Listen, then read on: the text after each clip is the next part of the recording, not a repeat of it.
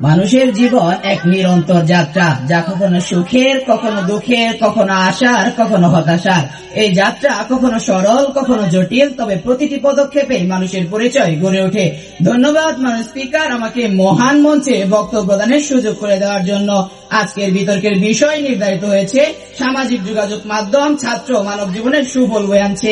আমি এবং আমার দল এই বিষয়টির পক্ষে অবস্থান করছি।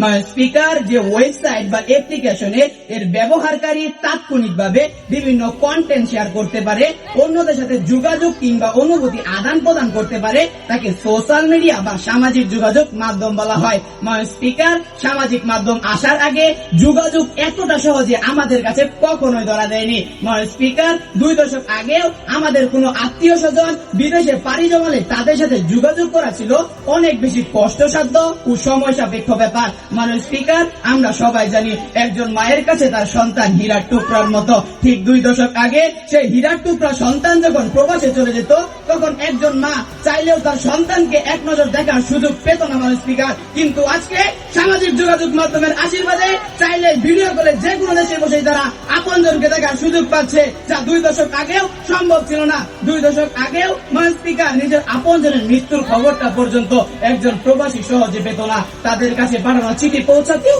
হয়তো দীর্ঘদিন চলে যেত। চিন্তা করুন বিষয়টা কতটা হৃদয় বিদারক। মাননীয় স্পিকার, এমনও হয়েছে প্রবাসে থাকা ছেলের মৃত্যুর খবরটা পর্যন্ত দেশে থাকা মা আত্মীয় স্বজন কেউ জানতে পারেনি। মা জননী খুঁড়াকে দাঁড়িয়ে হয়তো আনমনে ভাবত তার খোকা ফিরে আসবে খুব শীঘ্রই তার কাছে, কিন্তু সে তো আর কখনো ফিরে আসেনি। মাননীয় স্পিকার, মাননীয় স্পিকার, 2 দশক আগেও কি আমরা কল্পনা করতে পারতাম চীন, রাশিয়া, আমেরিকা বা অন্য কোন দেশের নাগরিক আমাদের বন্ধু হবে? পারতাম না মাননীয় স্পিকার। কিন্তু এখন আমরা হাতে থাকা স্মার্টফোন দিয়ে বন্ধুত্ব করতে পারি অন্য আরেক দেশের নাগরিকের সাথে। তাই মাননীয় স্পিকার, আমি সন্ধে বলতে চাই, with a smartphone in my hand I make new friends across the land. Message, picture, love we share, staying connected everywhere. মাননীয় স্পিকার, স্বৈরাচারী শাসনের বিরুদ্ধে গণজাগরণ সৃষ্টির অন্যতম প্রধান হাতিয়ার ছিল সামাজিক যোগাযোগ মাধ্যম। 2024 সালে ছাত্র আন্দোলনে সামাজিক যোগাযোগ মাধ্যম সরকার বিরোধী জনমত গঠন, সংগঠিত হওয়া, তথ্য প্রচার এবং দমন নিপীড়নের বিরুদ্ধে আন্তর্জাতিক সংহতি গড়ে তুলতে গুরুত্বপূর্ণ ভূমিকা পালন করে। সরকার যখন পুলিশ প্রশাসন এবং হেলমেট বাহিনীর মাধ্যমে আন্দোলন দমন করার চেষ্টা করে, তখন আন্দোলনকারীরা তাদের নিপীড়নের ভিডিও, ছবি সামাজিক যোগাযোগ মাধ্যমে প্রকাশ করে।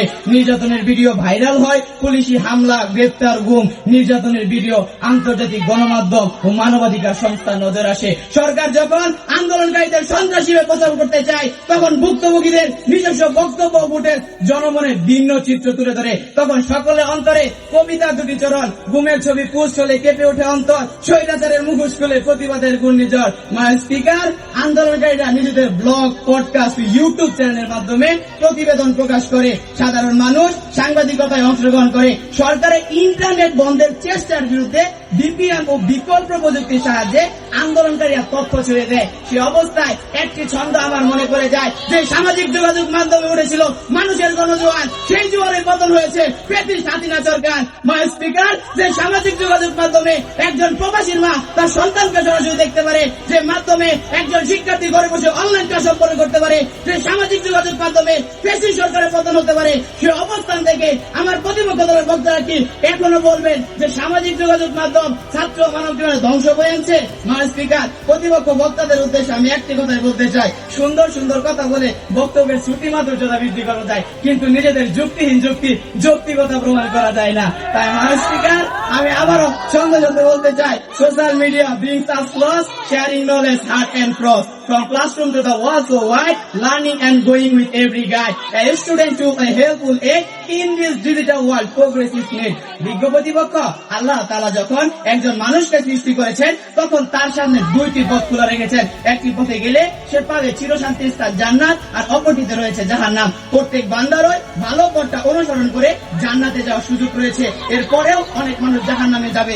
মাননীয় স্পিকার, সুযোগ থাকা সত্ত্বেও একজন মানুষ কেন জাহান্নামে যাবে? কারণ সে তার বিবেককে সঠিক পথে কাজে লাগায়নি। ঠিক তেমনি ভাবে সামাজিক যোগাযোগ মাধ্যমের উপকার অপকার উভয় দিক থাকা সত্ত্বেও অপকার দিকগুলো ব্যবহার করে একজন ব্যক্তি কখনো জীবনে সফলতা অর্জন করতে পারবে না। মাননীয় স্পিকার, প্রতিপক্ষ দলের সকল প্রশ্ন প্রশ্নের প্রত্যুত্তর আমি বলতে চাই, বিজ্ঞ প্রতিপক্ষ বন্দুক নিজে থেকে গুলি চালায় না, চালায় কেবল মানুষ। তাই যদি কেউ বন্দুক দিয়ে খুন করে, দোষ কিন্তু বন্দুকের নয়, সেই ব্যক্তির। এক্ষেত্রে বন্দুক শুধু একটা মাধ্যম, যার ভালো বা খারাপ ব্যবহার নির্ভর করে ব্যবহারকারীর উপর। ঠিক তেমনি সোশ্যাল মিডিয়া নিজে থেকে কারো ক্ষতি করতে পারে না, বরং সেটার অপব্যবহার হয় সমস্যার মূল কারণ। বিজ্ঞ প্রতিপক্ষ আরেকটি বিষয় একটু লক্ষ্য করি, গরু ঘাস খেয়ে দুধ দেয় আর সাপ দুধ খেয়েও বীজ দেয়। পার্থক্যটা যেমন খাবারে নয়, পার্থক্যটা জাত, স্বভাব এবং আচরণের। ঠিক তেমনি ভাবে সামাজিক যোগাযোগ মাধ্যমের উপকার অপকার উভয় দিক থাকা সত্ত্বেও অপকার দিকগুলো ব্যবহার করা সামাজিক যোগাযোগ মাধ্যমের অপরাধ নয়, বরং ব্যক্তির অপরাধ। মাননীয় স্পিকার, আমার দলের প্রথম বক্তা ইতিমধ্যে সাইবার বুলিং এবং সাইবার বুলিং কিভাবে রোধ করা যায় তা নিয়ে আলোচনা উপস্থাপন করেছেন। তারপরে আমার প্রতিপক্ষ দলের দ্বিতীয় বক্তা তার বোন সাহেরা কিভাবে সাইবার বুলিং এর মাধ্যমে টিপটিজিং এর শিকার হয়েছে তা নিয়ে বক্তব্য উপস্থাপন করেছে। সে অবস্থান থেকে একজন মহিলা সামাজিক যোগাযোগ মাধ্যম ছাড়া প্রাত্যহিক চলাচলের সময় এলাকার বগাটে ছেলেদের দ্বারা টিপটিজিং এর শিকার হতে পারে কি পারে না, কষ্ট রইল প্রতিপক্ষ দলের তৃতীয় বক্তার কাছে। বিজ্ঞ প্রতিপক্ষ সুর ছাড়া যেমন গান হয় না, ঠিক তেমনি ভাবে অযৌক্তিক কথা বলে বক্তব্যের যৌক্তিকতা প্রমাণ করা যায় না। তাই মাননীয় স্পিকার, আমি আবারও সন্দেহ বলতে চাই, সামাজিক মাধ্যমের জগতে এক নতুন মুক্তির বায়ু, দূরে থাকা প্রিয়জনের সাথে সহজে গড়ে সম্পর্কের নতুন আয়ু। বিশ্বের কোন কোন মানুষ এখন একে অপরের পাশে চিন্তা, অনুভূতি, গল্প সবকিছু ভাগ করে আসে। সামাজিক যোগাযোগ মাধ্যমে নতুন দৃষ্টিভঙ্গি, নতুন চিন্তার উন্মেষ, শিক্ষা, সংস্কৃতি, ভালোবাসা দিয়েই গড়বো আমরা স্বপ্নের সোনার বাংলাদেশ। তাই মাননীয় স্পিকার, আমি আমার বক্তব্য শেষ করতে চাই এই বলে যে সামাজিক যোগাযোগ মাধ্যম ছাত্র মানব জীবনে ধ্বংস বয়ে আনছে না, সামাজিক যোগাযোগ মাধ্যম ছাত্র মানব জীবনে অবক্ষয় বয়ে আনছে না, সামাজিক যোগাযোগ মাধ্যম ছাত্র মানব জীবনে কুফল বয়ে আনছে না, বরং সামাজিক যোগাযোগ মাধ্যম ছাত্র মানব জীবনে সুফল বয়ে আনছে। ধন্যবাদ মাননীয় স্পিকার, ধন্যবাদ বিজ্ঞ প্রতিপক্ষ, ধন্যবাদ সবাইকে।